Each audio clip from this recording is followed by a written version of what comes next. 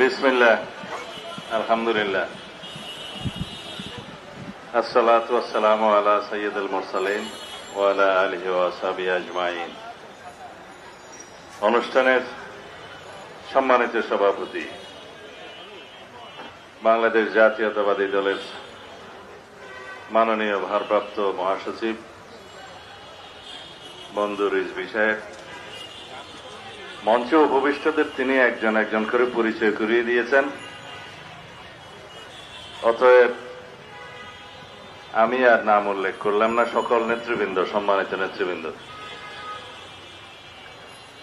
উপস্থিত সুধীবৃন্দ, সাংবাদিক বন্ধুগণ, আসসালামু আলাইকুম ওয়া রাহমাতুল্লাহ। পবিত্র ঈদে মিলাদুন নবীর শুভেচ্ছা। আজকের এই মহান দিনে আমাদের এই বিশ্ব ব্রহ্মাণ্ডের সর্বশ্রেষ্ঠ মহামানব হযরত মুহাম্মদ মুস্তাফা সাল্লাল্লাহু আলাইহি ইসলামের জন্ম হয়েছিল এবং তিনিও তার উফাত দিবসে কি তাকে রব্বুল আলামিন সৃষ্টি করেছিলেন। আয়াত হচ্ছে, ওমা আরসালনাকা ইল্লা রাহমাতাল লিল আলামিন, আমি তোমাকে বিশ্ব ব্রহ্মাণ্ডের রহমত রূপে পয়দা করেছি, প্রেরণ করেছি। এবং রাসূলুল্লাহ সাল্লাল্লাহু আলাইহি ওয়াসাল্লামের জীবন আদর্শ এবং মেসেঞ্জার হিসাবে তার কর্ম আলোচনা করার মতো যোগ্যতা আমার নেই। এই উপলক্ষে সারা বাংলাদেশে, সারা পৃথিবীর সকল মুসলিম দেশে আজকের এই দিবসটি অত্যন্ত ভাব গম্ভীর্যতার সাথে পালন করা হয়। এই দিবসের শিক্ষা রাসূলুল্লাহ সাল্লাল্লাহু আলাইহি ওয়াসাল্লামের জীবন আদর্শ অনুসরণ করে রাষ্ট্র পরিচালনা করাই হচ্ছে আমাদের মহান ব্রত। তার শিক্ষা শান্তি, ক্ষমা, ধৈর্য, সাম্য, সহনশীলতা, ন্যায় বিচার প্রতিষ্ঠা করা, ধর্ম বর্ণ নির্বিশেষে। আমরা সেই আদর্শের অনুসারী।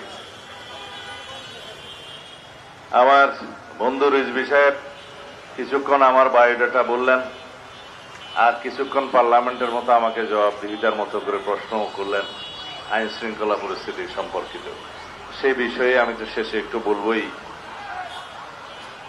বর্তমান বিশ্বে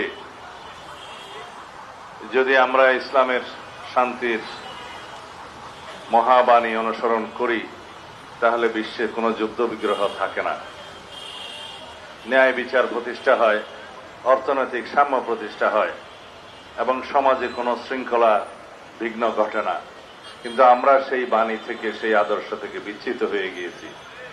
সেই জন্য আমাদেরকে আমাদের দেশে এবং সারা বিশ্বের সকল মানুষের প্রতি আমাদের আহ্বান থাকবে যে আমরা যেন ন্যায়ের পথে, শান্তির পথে, সাম্যের পথে, শৃঙ্খলার পথে রাসূলুল্লাহ সাল্লাল্লাহু আলাইহি ওয়াসাল্লামের আদর্শকে অনুসরণ করি। আমাদের আজকের এই দিনে আমাদের নতুন করে অনুধাবন করতে হবে, যদি আমরা শান্তির পথে থাকি, রাসূলুল্লাহ সাল্লাল্লাহু আলাইহি ওয়াসাল্লামের জীবন আদর্শকে অনুসরণ করি এবং মেয়ারে হক হিসাবে রাসূলুল্লাহ সাল্লাল্লাহু আলাইহি ওয়াসাল্লামের সাহাবীগণের জীবন আদর্শকে আমরা অনুসরণ করি, তাহলে দেশে কোনো অশান্তি থাকবে না, বিশৃঙ্খলা থাকবে না, অসাম্য থাকবে না। আজকের দিনে সারা পৃথিবীতে যুদ্ধময় পরিস্থিতিতে, অর্থনৈতিক বিশৃঙ্খলাতে একটা জিনিসই উপলব্ধিতে আসে, তা হল স্বার্থের সংঘাত, অর্থনৈতিক সংঘাত এবং পরস্পর স্বার্থের জন্য যুদ্ধ বিগ্রহ। এইগুলোর কোনো কিছুই থাকবে না যদি আমরা শান্তির পথে, সাম্যের পথে থাকি এবং অর্থনৈতিক ন্যায় বিচার প্রতিষ্ঠা করি। আজকের এই দিনে এটাই হোক আমাদের শিক্ষা। রাসূলুল্লাহ সাল্লাল্লাহু আলাইহি ওয়াসাল্লামের প্রদত্ত, অনুশীলনকৃত যেই পথ, সেই পথ আমরা অনুসরণ করে আমাদের দেশে শান্তি প্রতিষ্ঠা করি, ন্যায় বিচার প্রতিষ্ঠা করি, সামাজিক শৃঙ্খলা ব্যক্তি জীবনে, পারিবারিক জীবনে, সামাজিক জীবনে এবং রাষ্ট্রীয় জীবন আমরা প্রতিষ্ঠা করি, এটাই হোক আমাদের শিক্ষা। আইন শৃঙ্খলা পরিস্থিতি নিয়ে কথা বলেছেন। আমরা যে শৃঙ্খলা বাহিনী উত্তরাধিকার সূত্রে পেয়েছি, যে বিশৃঙ্খল পরিস্থিতিতে 24-এর ছাত্রগণ অভ্যুত্থান পরবর্তীতে যে বাংলাদেশ আমরা পেয়েছি, যে আকাশ সম উচ্চতার প্রত্যাশা, জনপ্রত্যাশা আমরা পেয়েছি, আমাদের যেটা প্রত্যাশা আছে সবকিছু আমাদেরকে একই সাথে বিবেচনায় নিতে হবে। শৃঙ্খলা বাহিনীর আধুনিকায়ন, মনোবল বৃদ্ধি করা, তাদেরকে জনগণের সেবক হিসাবে কাজ করতে অনুপ্রাণিত করা, এই কাজগুলো একসাথে করতে হবে, যা আমরা করে যাচ্ছি। সরকারের 6 মাস অতিবাহিত হয়েছে। এই দায়িত্ব নেওয়ার পরে একটি ঘটনাও নাই, এমন কোন অপরাধ নাই যেটা সংগঠিত হওয়ার পরই পুলিশ বাহিনী সেটা গ্রেফতার করতে পারে নাই বা বিচারের আওতায় আনা নাই। একটি ঘটনাও নাই। এটাই বাংলাদেশে বর্তমান সরকারের কৃতিত্ব। পুলিশ বাহিনী সহ সকল শৃঙ্খলা বাহিনীর আমি মাঝে মধ্যে প্রশংসা করি। এই জন্যই করি, তাদের ভঙ্গুর মনোবল এবং ভঙ্গুর অবস্থায় যেভাবে আমরা পেয়েছিলাম, এই 6 মাসের মধ্যে তাদেরকে একটা আমরা অবস্থান উন্নীত করতে পেরেছি। তাদের মনোবল ফিরে এসছে এবং তারা সম্পূর্ণ শক্তি দিয়ে অপরাধ দমনে তারা সচেষ্ট হয়েছে।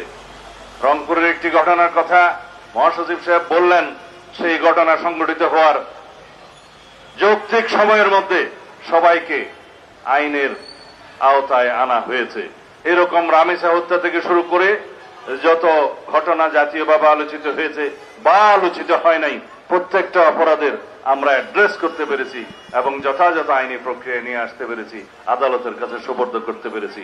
ক্ষেত্রমতে সমাজের চাহিদা অনুসারে সংক্ষিপ্ত সময়ে বিচারিক কার্য সমাপ্ত করার জন্য সহযোগিতা করেছি। সবকিছু আপনারা জানেন।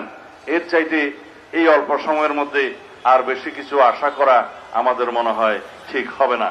তবে ইনশাআল্লাহ প্রতিশ্রুতি দিচ্ছি, বাংলাদেশের এই পুলিশ বাহিনী জনপ্রত্যাশিত, জনবান্ধব পুলিশ বাহিনীতে পরিণত হবে ইনশাআল্লাহ। অন্যান্য শৃঙ্খলা বাহিনীর আইনি কাঠামোয় পরিবর্তন আনা হচ্ছে এবং তাদেরকে যেমন অ্যাকাউন্টেবিলিটি এবং তাদের জবাবদিহিতা নিশ্চিত করা হচ্ছে, তাদের কর্মকাণ্ডের ট্রান্সপারেন্সি, স্বচ্ছতাও নিশ্চিত করা হবে এবং তাদের জন্য যেমন আমরা বলি দুষ্টের দমন শিষ্টের পালন নীতি অনুসরণ করা হচ্ছে। তাদেরকে আমরা পুরস্কৃত করছি, অ্যাওয়ার্ড দিচ্ছি, সনদ দিচ্ছি, বিভিন্নভাবে পদক দেওয়া হচ্ছে ভালো কাজের জন্য, তাদের কৃতিত্বপূর্ণ কাজের জন্য। তবে আমরা দুষ্টের পালনও করব। রাতারাতি বৈপ্লবিক পরিবর্তন আমরা কেউ আশা করতে পারি না। ইনশাআল্লাহ আমরা আমাদের মাননীয় প্রধানমন্ত্রী, এদেশের গণমানুষের নেতা জনাব তারেক রহমানের নেতৃত্বে, নির্দেশনায় আমরা আইন শৃঙ্খলা পরিস্থিতিকে একটা এমন পর্যায়ে উন্নীত করতে পারবো, ইনশাআল্লাহ জনপ্রত্যাশা পূরণ হবে। এই বাহিনী জনবান্ধব বাহিনী হিসেবে নিজেদেরকে প্রতিষ্ঠা করবে। আপনারা সবাই সহযোগিতা করবেন, অন্তত তথ্য দিয়ে, সহযোগিতা দিয়ে আপনারা সকল বাহিনীকে সহযোগিতা করবেন। ইনশাআল্লাহ আমরা আপনাদের সাথে আছি। আজকে এইটুকু বলেই শেষ করছি।